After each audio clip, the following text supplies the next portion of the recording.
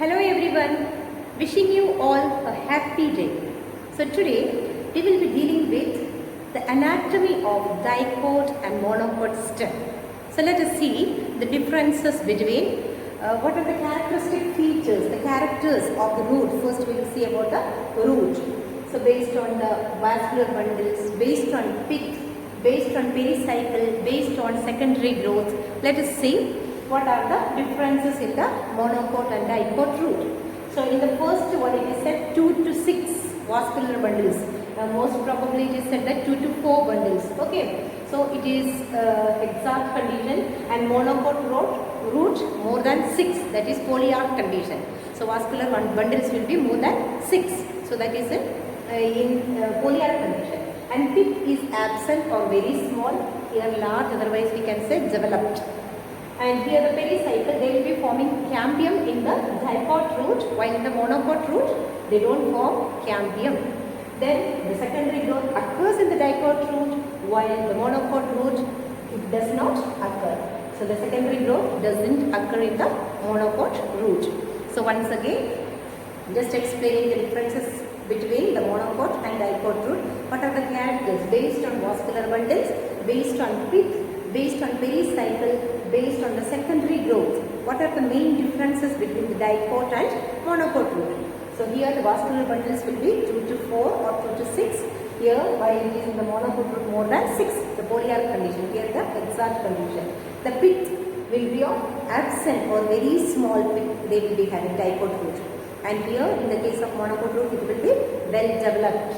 And in the case of pericycle they will be forming cambium in the dicot root, while in the monocot root they will not form cambium.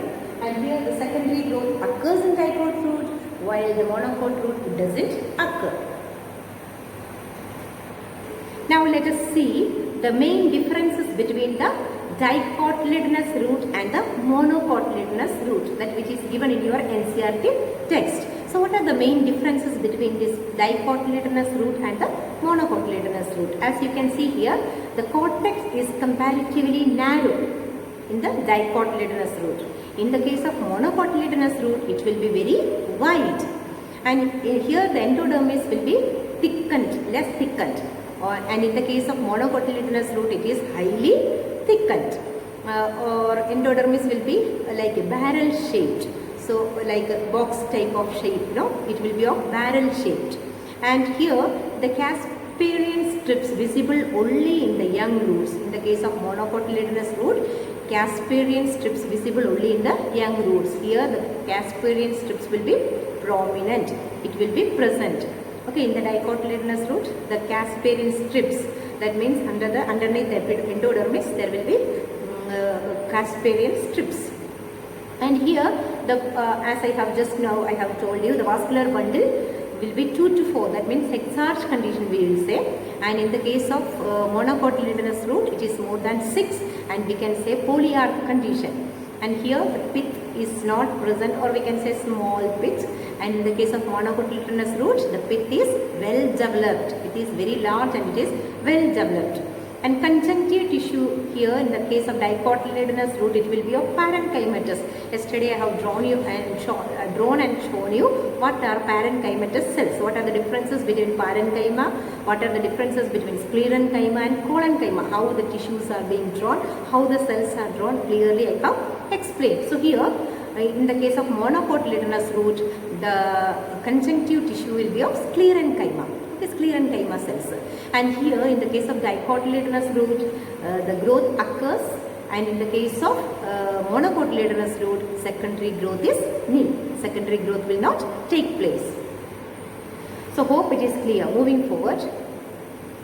So just now I have told you the endodermis will be of barrel shaped. How it is drawn, the barrel shaped in this way it comes. Okay. So in this way, the barrel shaped. Okay, the Casparian strips will be present here. This will be endodermis. Okay, so barrel shaped strip and the Casparian strips will be present in this way. And parenchymatous, as I have told you, in this way, the parenchymatous. Sclerenchyma will be in this form. Okay, sclerenchyma cells and the parenchyma cells. conjunctive tissue. In the dicotyledonous root will be of parenchymatous, and in the case of monocotyledonous it will be of sclerenchymatous, as I have just now I have told you. Next we have to discuss here about regarding the stele region. Okay, which is the stele region? It is composed of pericycle, vascular bundle and pith. So these three are composed of stele region. Okay, pericycle, vascular bundle and the pith. These three comprised of stele region.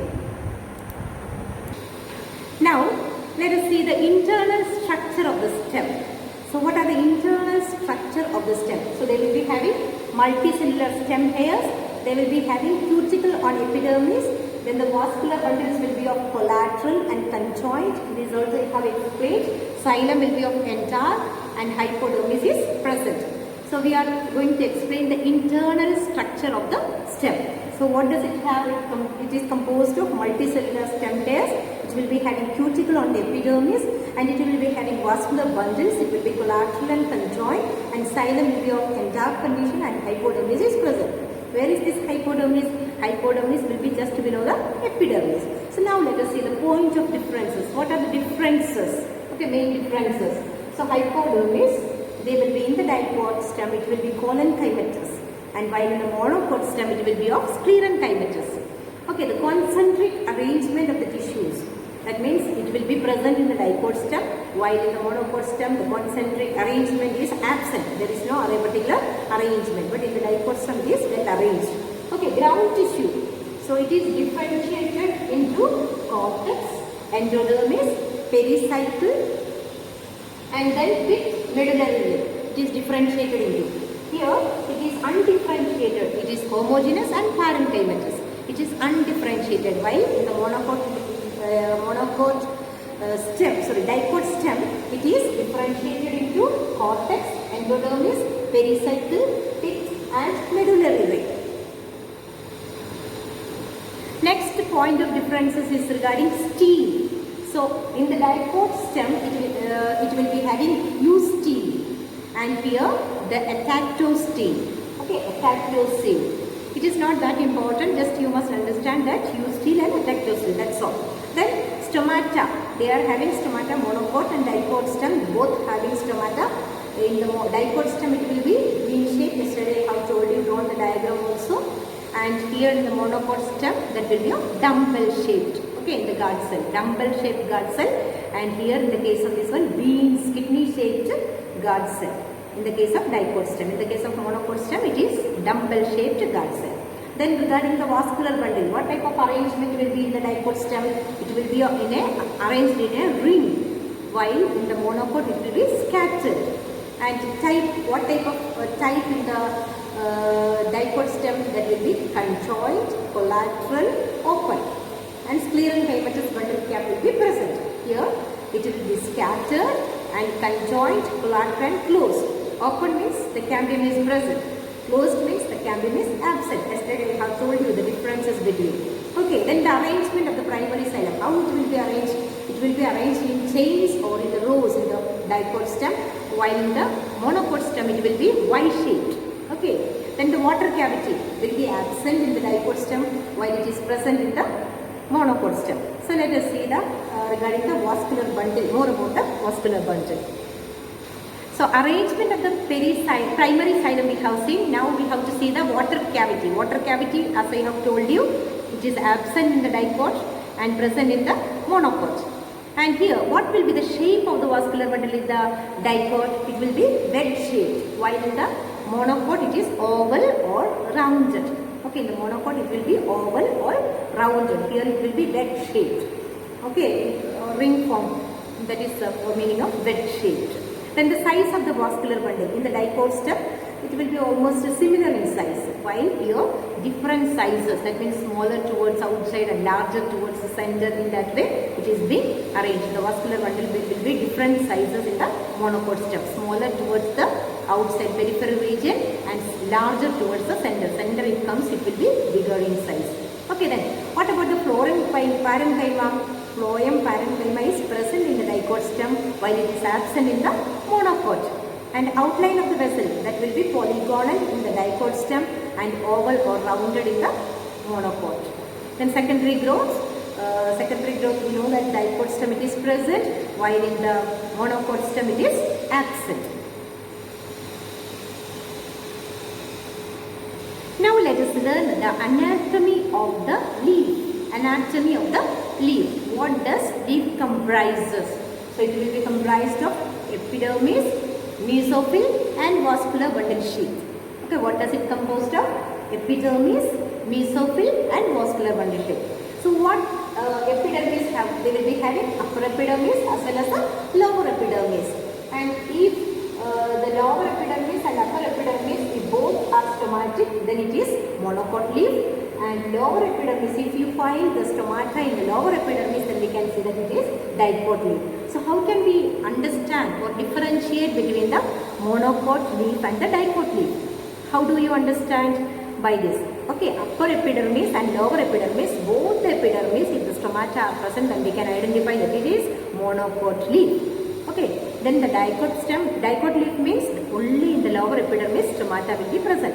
I have told you what is the function of the stomata, where is it present, just below the epidermis, isn't it? What is the function of the stomata, what does it have, all those things yesterday with the diagram, along with the diagram I have drawn and shown you. So today just you have to understand what does this epidermis consist of and where the monopod leaf, where the stomata is being present, and how can we identify between the monopod leaf and the dipod leaf. So hope it is clear. Now next moving towards the mesophyll. So mesophyll means they will be of spongy parenchyma and palisade cell. So both it is composed of, mesophyll cells are composed of both this spongy parenchyma and palisade cells. If spongy parenchyma is present, then we can, only spongy parenchyma is present, then we can say that it is monopod leaf. If spongy parenchyma cell as well as the palisade parenchyma cells both are present in one, then we can say it is dipod leaf. How can we identify that whether it is dipod and monopod? So here, as I have told you, only if the only spongy parenchyma is present, then we can identify it as monopod leaf. And if spongy parenchyma and palisade cell both are there present, means then we can identify that it is dipod leaf. Did you got? Then now moving towards the next, vascular bundle sheath. So it will be of parenchymatous in the dipod leaf. How can we identify between the dipod and monopod? It will be parenchymatous in the case of this dipod leaf, and in the case of monopod leaf it will be sclerenchymatous sheath. Hope you have got an idea differences between the monopod and dipod leaf. Now you can see here the image of the vertical section of the dipod leaf as well as vertical section of the monopod leaf. Let us see the main differences. So in the dipod leaf, first we will see. Here the cuticle is present, then upper epidermis and lower epidermis have both upper epidermis and lower epidermis. Stoma is present. Then palisade cells means this type of cells is known as palisade cells. And protoxylem here and metaxylem towards the center. Protoxylem towards the periphery. Then phloem here. What is the main function of the phloem we have learned? Then the bundle sheath cells, lower epidermis, cuticle and stomata. These are the spongy parenchyma. As I have told you, if the spongy parenchyma and the palisade parenchyma both are present, then it is dipod leaf. Here, bulliform cells are present in the monopod leaf. Okay, vertical section of the monopod leaf has been taken here, and substomatal cavity is there. Then the upper epidermis, lower epidermis, cuticle, and here the stomata will be in the lower side. And spongy parenchyma, here there is no palisade cells. Then the protoxylem will be towards the peripheral region and metaxylem towards the center. Phloem is there, bundle sheath is there. So only the difference is that it is having bulliform cells, and here they are having palisade and spongy cells. Is it clear? So if you take the vertical section of the dipod leaf, you can see here, in this way you will be able to see the image in the microscope. Just I have shown only the important parts here. So this is the part. This is the one cuticle. This is epidermis. Okay, upper epidermis. And these type of cells. See, you can draw in this way. The palisade cells are drawn in this way. Okay, palisade cells. So here in this way, the palisade cells are drawn. So this is termed as palisade cells. And this is spongy parenchymatous cells. Okay, spongy parenchymatous cells. And here you can see the protoxylem and here the metaxylem. Protoxylem towards the peripheral region and the metaxylem towards the center. And here you can see the phloem. So you can draw like the hexagonal cells. This is phloem. And here the and this one is the bundle sheath. Okay, it's also easy, very easy to draw the bundle sheath. This is bundle sheath. Okay, this is just below this one, and again here the lower epidermis will be here. Okay, lower epidermis, then the cuticle and the stomata. Okay, so here both the places the stomata will be present, and in the dicot leaf only the presence of palisade cells as well as the spongy parenchyma. In the case of monocot, these palisade cells are not there, only spongy parenchyma will be present. In case of these cells will be absent, that's only the differences. So both this diagram you have to draw and learn the differences between the vertical section of the dicot leaf as well as the monocot leaf. It's very important, very easy to draw. Palisade cells and all you can draw in this way, just how to make this a U-shaped structure. Okay, just how to make a U-shaped structure. And spongy parenchyma, as I have told you, like parenchyma cells. You can draw it in this way, parenchyma cells. So this is what is spongy parenchyma is. Okay, then barrel-shaped epidermis you can draw in this way. So here it is very easy.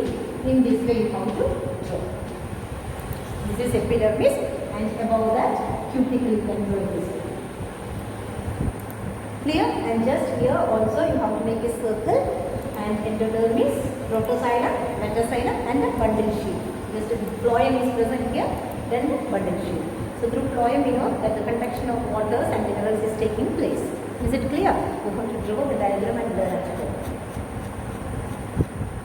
So here in this chart we have differentiated between the differences between the dicot leaf and the monocot leaf based on the characters. What are the main characters here? Based on nature of orientation.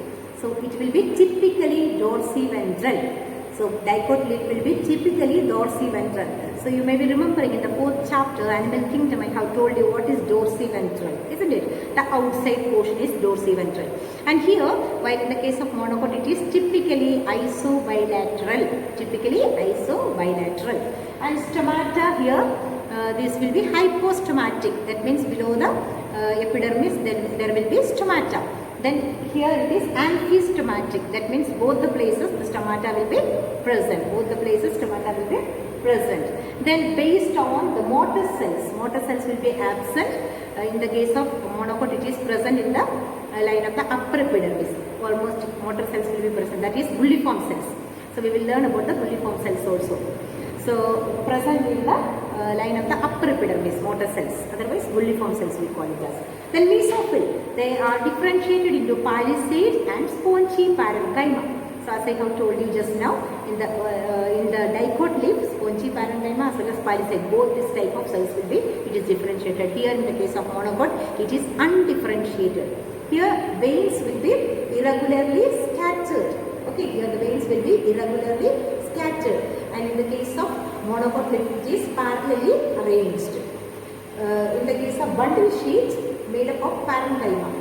In the case of dicot leaf, it is made up of parenchyma, but in the case of monocot leaf, it is made up of sclerenchyma. So hope the differences between the monocot leaf and the dicot leaf is clear to you all. So based on the nature of the characters, what are nature of orientation first?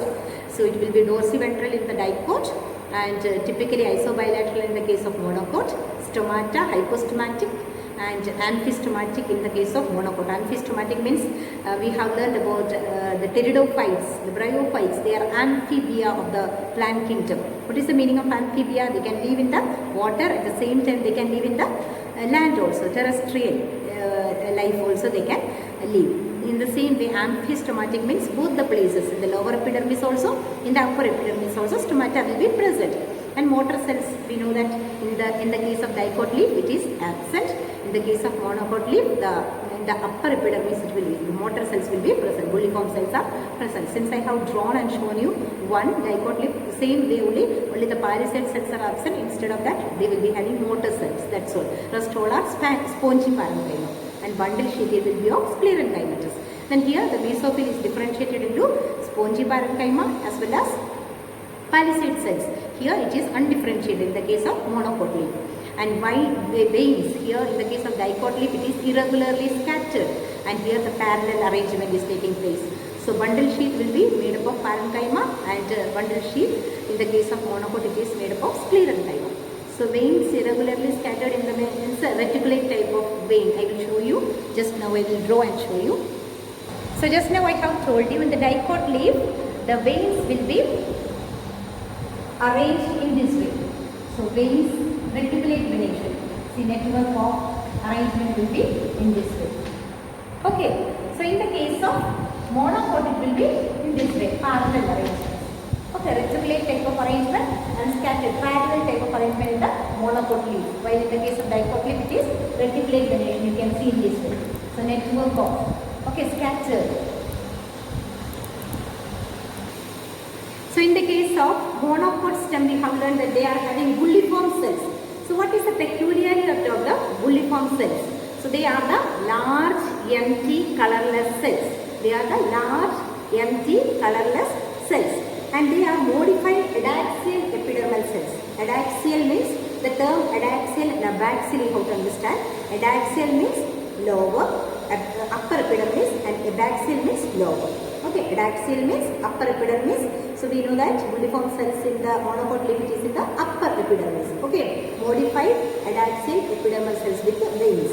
And leaf will be exposed. Water will be absorbed. If leaves are exposed, then we can say that water is being absorbed. Then we can say turgidity. Okay, then if leaf curls, that means minimize water loss. So they will be preventing the water loss. Then which will be in the flaccid condition. So if the leaves are exposed, then we can understand that water is being absorbed and the leaf will be in turgid condition. And if the leaf is curling, then minimizing, that means preventing the water loss from the leaf. So then they will be having a stress and it will be in the flaccid condition. That is the character of a monocotyledonous leaf.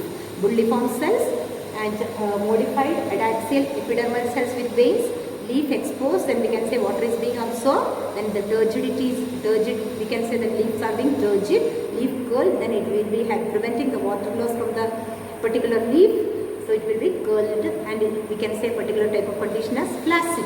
Okay, turgidity and flaccid you must understand, and these are the characters of the monocotyledonous leaf.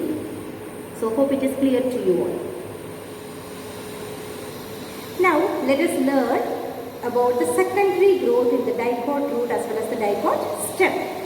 So secondary growth, what do you understand? Increase in girth, increase in the circumference. That is the main meaning of the secondary growth. So how does it occur?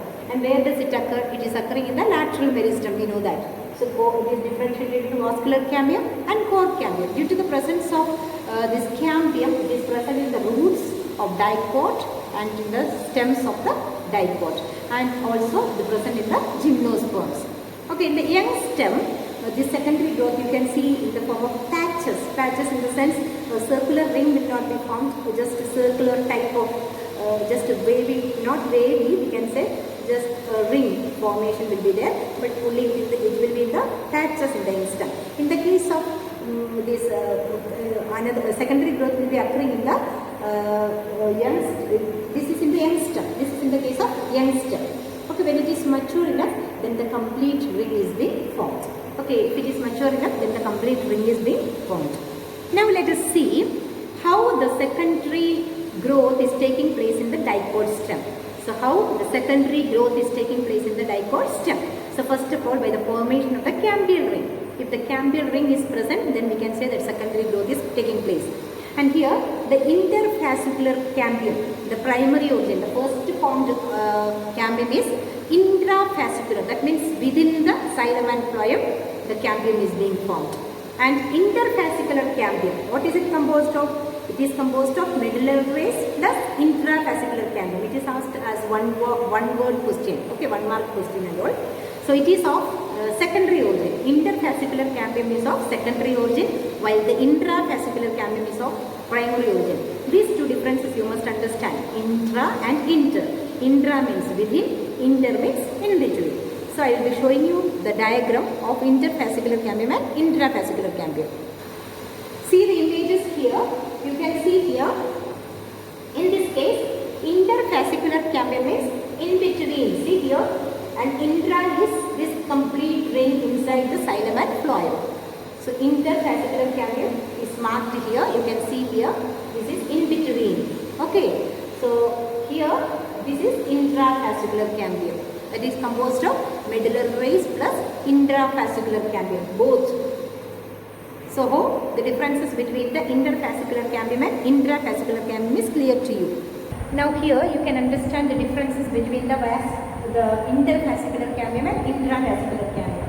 You can see here the outer epidermis, and here this formation of this cambium is termed as intra.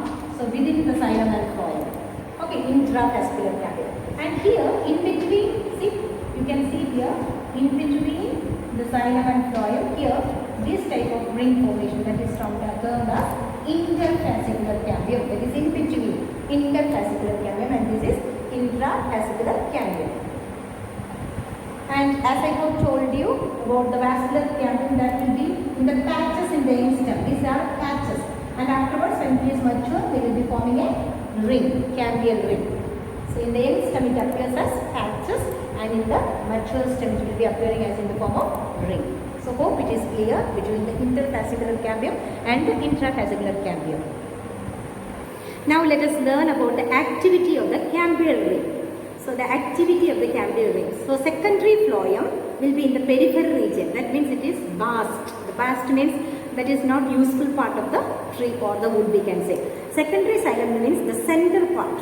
Okay, that is wood, that which is we are using for in the case of furniture and all, we use wood. Okay, bast we will be removing, that is not useful part. Okay, secondary phloem in the peripheral region, and in the secondary xylem will be in the center region. Okay, that is formation of the wood. And due to the pressure, what happens? The primary xylem and the pith will be in the center, and primary phloem and secondary phloem will be crushed. The old primary phloem, that means the first formed phloem and the secondary phloem will be crushed. Okay, due to the pressure in the secondary xylem. So primary xylem and pith will be in the center. Then what about the secondary medullary rays? That secondary medullary rays are present in the xylem and phloem. Secondary growth is taking place. And what are the main function? There will be conduction of water and mineral. That means that will be in the radial direction. So the next important thing that which we are going to learn is about the formation of annual rings. Okay, so based on the tree trunk, we can determine the age of the tree. It is said that we can, based on the annual rings, the formation of the annual rings that which is formed on the tree, we can understand what is the age of that particular tree. Why is it being formed? That is formed due to the unequal activity of the vascular cambium. We have learned what is vascular cambium. If the secondary growth is taking place, then the cambium is present. We have learned about the conjoined open, conjoined closed, where the vascular cambium is present. All those things we have learned. So based on this, so due to the unequal activity that which is taking place in the vascular cambium, the formation of the annual ring is taking place. And here dendrochronology. What is dendro? Tree. The chrono means year, logy means study. So study of knowing the age of tree by counting the annual rings. So we can count the annual rings and we can determine the age of that particular tree. What is the age of this particular tree? You can see here the stages of secondary growth in a woody stem. So what is being formed here? You can see here.